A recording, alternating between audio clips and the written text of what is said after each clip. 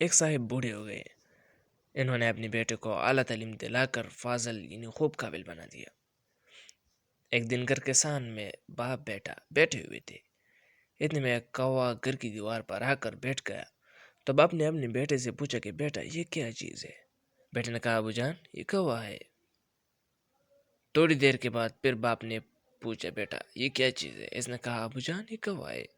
پھر جب تھوڑی دیر گزر گئی تو باپ نے پوچھا کہ بیٹا یہ کیا چیز ہے؟ بیٹے نے کہا کہ ابو جان ابھی تو آپ کو بتایا تھا کہ یہ کوا ہے۔ تھوڑی دیر گزرنے کے بعد پھر باپ نے پوچھا کہ بیٹا یہ کیا چیز ہے؟ اب بیٹے کے لہجے میں تبدیلی آ گئی اور اس نے چڑھ کر کہا کہ ابو جان کوا ہے کوا۔ پھر تھوڑی دیر کے بعد باپ نے پوچھا کہ بیٹے یہ کیا چیز ہے؟ اب بیٹے سے نہ رہا گیا، اس نے کہا کہ آپ ہر وقت ایک بات پوچھتے رہتے ہیں، 1000 مرتبہ کہہ دیا کہ یہ کوا ہے، آپ کی سمجھ میں بات نہیں آتی۔ بہرحال اسی طرح بیٹے نے اپنے باپ کو ڈانٹنا شروع کر دیا۔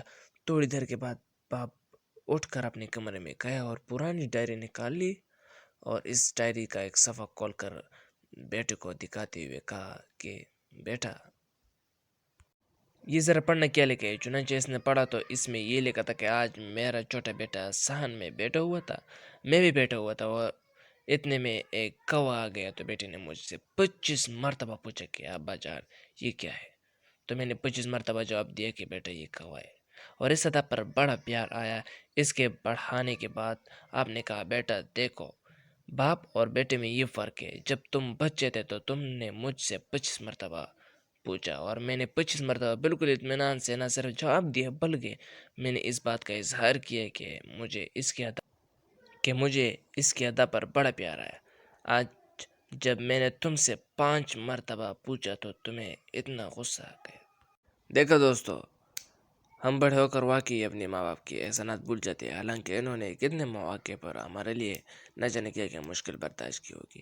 اس لیے ہم عہد کر لیں کہ کبھی ان سے غلط انداز سے بات نہیں کریں گے، اپنی آواز ان کی آواز سے نیچے رکھیں گے، ان کی آواز پر نرمی سے جواب دیں گے۔